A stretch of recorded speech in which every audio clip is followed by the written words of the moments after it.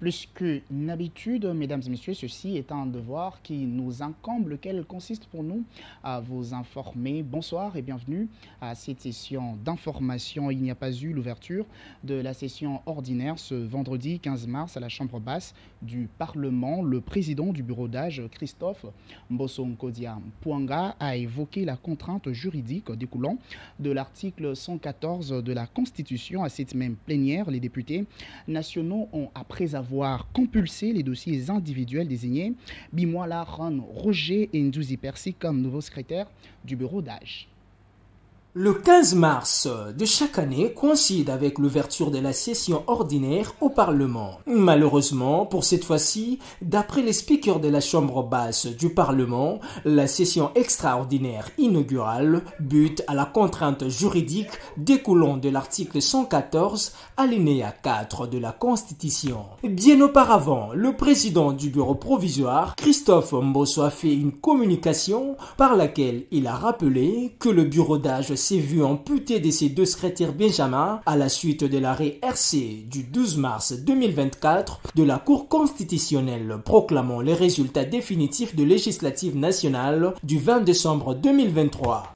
Les honorables députés, que conformément au prescrit de l'article 115.1 de la Constitution, la session ordinaire de mars 2024 devait s'ouvrir ce vendredi 15 mars 2024. Cependant, comme vous le savez, chers collègues, nous nous trouvons devant la contrainte juridique découlant de l'article 114, alinéa 4 de la Constitution. Cet alinéa dispose ce qui suit. Je cite: la session extraordinaire prend fin à l'épuisement de l'ordre du jour. Fin de citation. Telle est la volonté du constituant qui a établi une nette distinction entre la session extraordinaire inaugurale d'une législature et la session extraordinaire en cours de législature prévue à l'article 116 de la Constitution. Pour le speaker de la Chambre basse du Parlement, les constituants a établi une nette distinction entre la session extraordinaire inaugurale d'une législature et la session extraordinaire en cours d'une législature prévue à l'article 116 de la Constitution. De ce fait, l'Assemblée plénière va poursuivre l'ordre du jour jusqu'à son épuisement. Proclamé définitivement député national par la Cour constitutionnelle, le désormais élu de Lukunga, Van Walesa remercie ses électeurs pour la confiance placée en sa personne, cadre de l'ACR. Walesa promet au cours de cette législature d'user du pouvoir de l'amour afin de répondre aux attentes de la population. Je remercie nos électeurs, surtout de Lukunga, ceux qui ont eu la peine d'aller jusqu'au bureau de vote pour aller me voter. Je dis vraiment un grand merci à Lukunga. Je crie en eux et ils ont crié en moi. En tout cas, c'est une grande victoire pour nous. C'est une grande victoire pour le peuple de Lukunga. D'abord, le premier signe, c'est une signe de victoire pour nous. J'ai eu à parler beaucoup de choses dans mes discours lorsqu'on était en train de faire la campagne électorale. Et je crois que je suis censé respecter ce que j'avais dit parce que je les avais vraiment dit que s'ils me donnent cette chance de passer, je vais quand même honorer quand même ma parole parce qu'un grand homme, on le voit par la concrétisation de sa parole. Alors nous sommes là, nous allons travailler pour que nous puissions quand même concrétiser ce que nous avons dit au peuple de Lukunga. Ils croient en nous, alors nous voulions vraiment amener cet espoir dans ce que j'avais dit comme discours. En tout cas, je suis là pour quand même faire l'effort de mettre même à 80 à 90% ce que j'avais dit au peuple de Lukunga. Nous ne partons pas à l'Assemblée nationale pour aller s'enrichir. Quand même, Dieu nous a fait grâce. Sur le plan financier, quand même, on est quand même posé. Nous partions avec un amour. Parce que vous devrez comprendre une chose, le pays ne change pas parce qu'il y a des gens qui sont intelligents ou il y a des gens qui ont l'argent. Le pays change avec ceux-là qui ont l'amour de changer le pays. Alors nous allons avec cette optique de faire la politique autrement. parce que dans notre parti politique, ACR, nous avons amené un vent nouveau. Alors nous allons partir avec cette énergie positive pour quand même ramener la joie dans les populations qui nous ont voté. Et nous leur avons donné beaucoup de promesses que nous devrions concrétiser. Alors ma première préoccupation, c'est de concrétiser quand même les promesses que j'ai dites au peuple de Lukunga. Voilà quand même l'idée principale que nous allions quand même aller poser comme acte à l'Assemblée nationale. Changeons à présent de chapitre, mesdames et messieurs, le gouvernement congolais a finalement officialisé la levée du moratoire sur la peine de mort pour les militaires. Les condamnés à mort seront désormais exécutés dans la note circulaire envoyée par la ministre de la Justice, notamment au président de la Cour constitutionnelle. Le gouvernement justifie ses démarches dans l'objectif de débarrasser l'armée de traîtres et d'endiguer la recrudescence d'actes de terrorisme en République démocratique du Congo. La santé nous intéresse aussi dans ce journal. Le Premier ministre Jean-Michel Sama Lukonde a présidé le jeudi 14 mars dernier à l'immeuble du gouvernement une réunion sur le suivi de la mise en œuvre du programme de la couverture santé universelle institué par le chef de l'État, Félix-Antoine Tshisekedi Tshilombo, pour l'accès à des soins de santé de qualité à tous. Le docteur Samuel Roger Kamba, ministre de la Santé, qui s'est confié à la presse au sortir de cette rencontre, affirme qu'ils ont passé en revue tous les éléments qui permettent d'étendre la gratuité de l'accouchement et la prise en charge de corps spécialisés. Merci beaucoup. En fait, cette réunion a été convoquée par le Premier ministre suite au dernier Conseil des ministres de vendredi dernier, où le président de la République a insisté sur la poursuite de la mise en place effective de la couverture santé universelle. Il a insisté, donc le chef de l'État a insisté sur plusieurs points. Le premier point, c'est l'extension de la gratuité des accouchements tel que prévu dans son processus initial. Le deuxième point, c'était l'extension du paquet de soins pour prendre d'autres personnes en dehors des femmes enceintes et des nouveau-nés. Et enfin, les corps spécialisés comme l'armée et la police. Donc à la suite de cette communication du chef de l'État qui était très importante, la réunion d'aujourd'hui était la suite à donner à cette instruction du chef de l'État. Et donc, nous avons passé en revue tous les éléments qui permettent d'étendre la gratuité, d'étendre le paquet de soins et la prise en charge des militaires, ainsi que des policiers. Et les conclusions sont très bonnes parce qu'en fait, nous avons dégagé les différentes pistes, notamment des pistes de financement, d'équipement et de prise en charge. Et c'est au Premier ministre de présenter effectivement ces travaux au Conseil des ministres pour répondre au Président de la République. Rendons-nous à présent dans la partie est de la République démocratique du Congo où l'Observatoire volcanique de Goma informe l'opinion que le niveau du volcan Nyiragongo est à sa phase jaune. Un signal très dangereux pour la population de ce coin du pays selon nos sources dans le quartier Lac Vert où le gaz fait des dégâts humains. Les populations sont sensibilisées, surtout les déplacés de guerre, sur comment éviter ce danger. Restons toujours dans la partie est de la République démocratique du Congo. 2 morts, 22 blessés, dont 9 graves et les abris emportés. Tel est le bilan de la pluie torrentielle qui s'est abattue le jeudi dernier au site des déplacés de Boulengo. Nous sommes là dans la province du Nord Kivu, comme je l'ai tantôt dit. Consterné par ce drame, le gouverneur ad intérim de cette province, le général-major Peter Tshirimwami, a effectué ce vendredi 15 mars 2024 une visite aux victimes à qui il a remis une enveloppe. Informé des dégâts humains et matériels causés par la pluie diluvienne au camp des déplacés de Boulengo, le jeudi dernier, le gouverneur militaire ad intérim du Nord Kivu, le général-major Peter Tshirimwami, a effectué une descente sur place le 15 mars 2024 pour compatir avec ses victimes doublement en détresse. Dans sa gibecière, une enveloppe d'une valeur de 27 millions de francs congolais ainsi que des bâches pour leur permettre de construire les abris provisoires. Il a sur place transmis la compassion du chef de l'État Félix-Antoine Tshisekedi à cette population. Hier, il y a eu des incidents. Il y a eu une tornade qui s'est abattue sur le camp de Boulengo, qui a fait des victimes. Nous avons, selon les rapports du médecin provincial, nous avons 22 blessés. Il y a 9 blessés graves. Il y a eu aussi 2 morts et des abris qui ont été totalement emportés.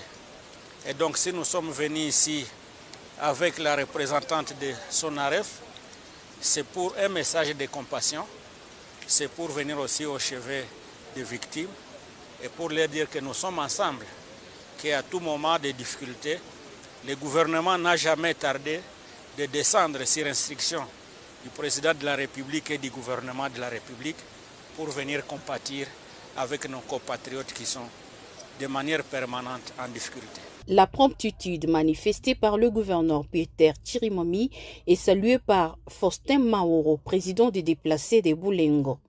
Je ne savais pas que nous serons déjà intervenus dans un plus bref délai.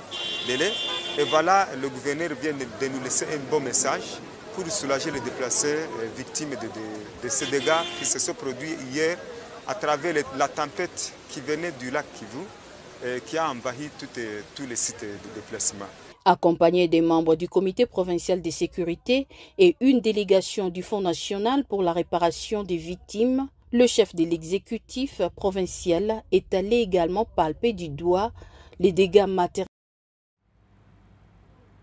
De retour dans la capitale congolaise, après 5 heures passées dans les locaux des renseignements militaires de la République démocratique du Congo ce vendredi, l'ex-députée nationale Jeannette Kabila, jumelle de l'ancien président Joseph Kabila, repartie libre. L'invitation lui a été adressée après une perquisition opérée dans les installations de la fondation Laurent-Désiré Kabila qu'elle dirige.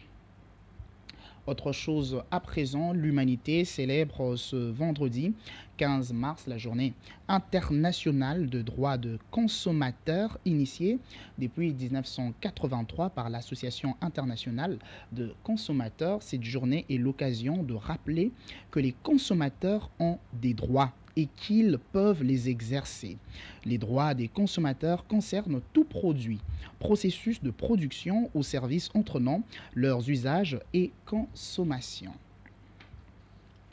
De retour dans la partie est de la République démocratique du Congo, dans le cadre de son séjour à Goma, l'élu de Lukunga, Eliezer Ntambwe-Mposhi, a rendu visite le mardi 19 mars dernier, le siège de l'Association pour l'intégration sociale de handicap physique que dirige Hortense Kavuo. Profitant de l'occasion, l'élu national a loué l'initiative et la détermination de Hortense Kavuo pour le travail abattu il y a de cela 2 décennies dans la partie est de la République démocratique du Congo. Regardez. Bienvenue, madame. Ce fut une visite de réconfort effectuée par les députés Eliezer Ntambwe aux membres de la coordination de l'Association pour l'intégration sociale des handicaps physiques dans la ville de Goma. Bien après avoir foulé le pied au siège de l'AHP, Eliezer Ntambwe et sa délégation ont été éblouis par la brève présentation de cette structure dont les réalisations impactent positivement sur la vie des personnes vivant avec handicap physique dans ce coin de la RDC. S'en est ensuite suivi une petite visite dans les différents locaux de l'AHP. Pour marquer ainsi son passage d'une encre indélébile, Eliezer Ntambwe a signé le livret d'or et un cadeau lui a été remis par Madame Hortense Kavuo. Au terme de la rencontre, Eliezer Ntambwe a encouragé l'initiative de Madame Hortense Kavuo et les réalisations déjà menées. Bon, c'est elle que j'ai écrit dans les livres d'or qu'on nous a remis. Il nous a dit que personne n'est maître de sa vie. Par conséquent, l'handicap ne devrait pas être considéré comme une sanction infligée à une personne.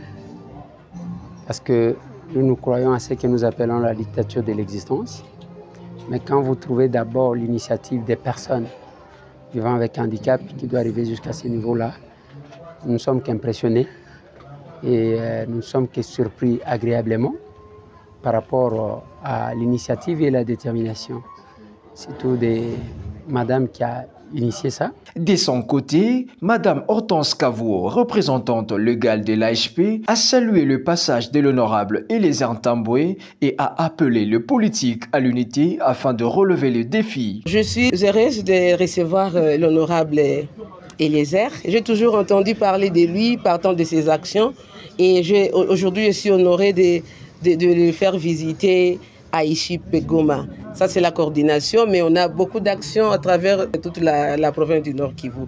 Ce que je peux dire, c'est que je l'encourage et toutes les choses qui se font dire à travers le média, à travers les histoires des politiciens, nous sommes apolitiques.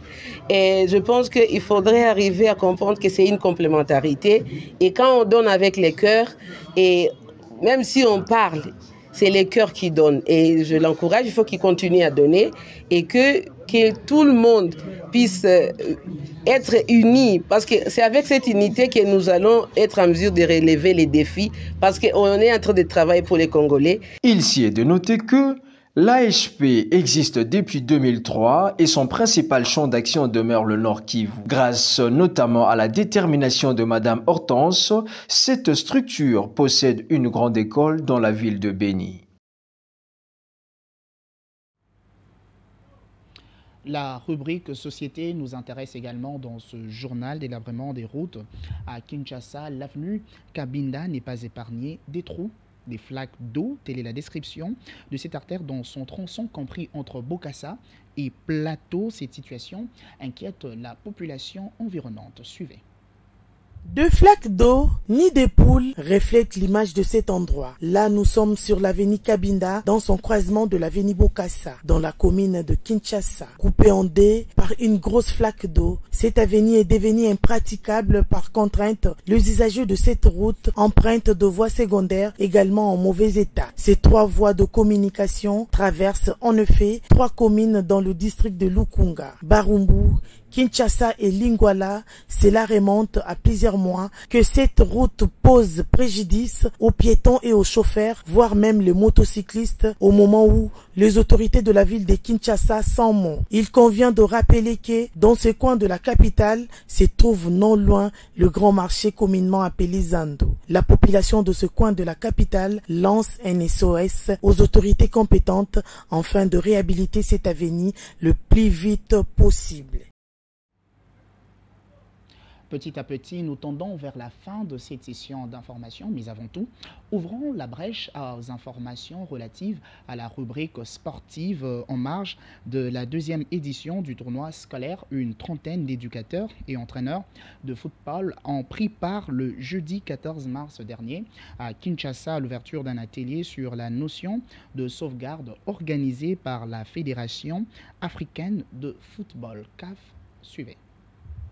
Une trentaine d'éducateurs et entraîneurs de football ont participé ce mercredi 13 mars dans la salle de conférence du Stade Tata Raphaël à l'ouverture de l'atelier sur la notion de sauvegarde qui est un programme initié par la FIFA depuis 2019 et qui a pour but de promouvoir la prévention et la protection des enfants dans le football. Après avoir présenté les aperçus sur la sauvegarde, Roger Ndek, officier safeguarding FIFA-CAF, responsable zone UNIFAC, donne la saveur de la journée. Après avoir rassemblé une trentaine d'éducateurs, d'entraîneurs de football pour leur donner un aperçu sur la notion de sauvegarde et leur donner les clés et les liens nécessaires pour suivre cette formation en ligne.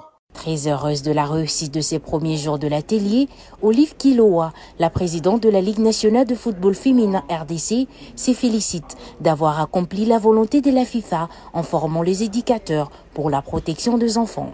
On peut dire que c'est un pas de plus. C'est vrai que chacun se sentait dorénavant responsable de son équipe ou bien de son environnement sportif. Mais aujourd'hui, c'est avec exactitude. Aujourd'hui, c'est satisfait la volonté de la FIFA. Aujourd'hui, on va maintenant faire le programme comme tout le monde.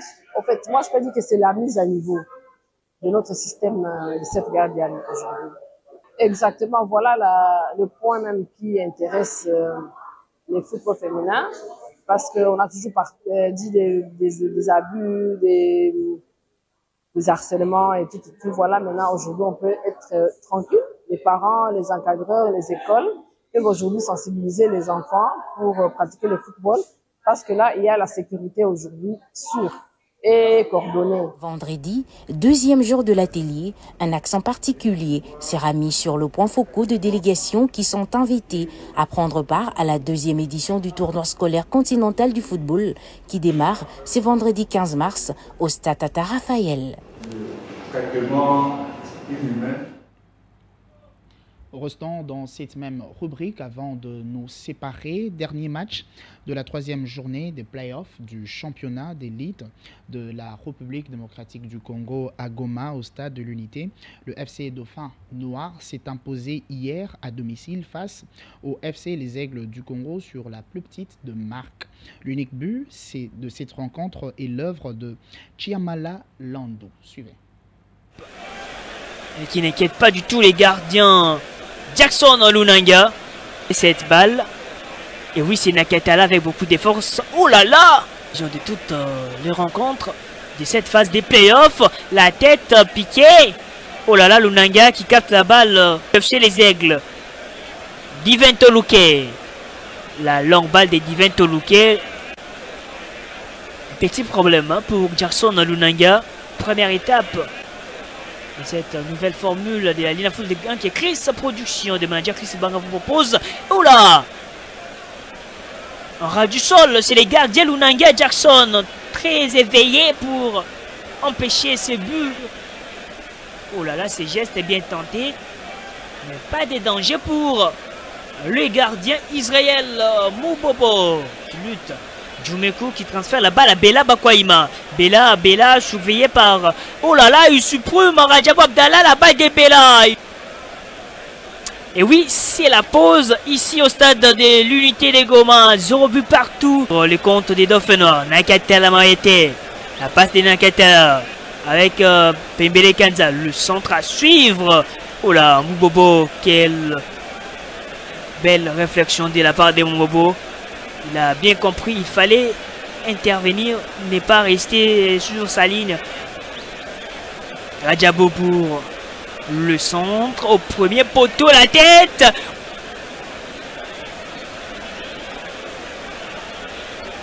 Peut-être la possibilité pour ouvrir la marque. Et la tête. Et oui, l'ouverture du score de l'équipe locale, l'association sportive Dauphin Noir de Goma. Et c'est donc Chiamalandu de la tête sur ce corner très bien exécuté. Vous avez été attentifs tout au long de ce journal, Madame, Messieurs. Merci de votre fidélité. Bye bye.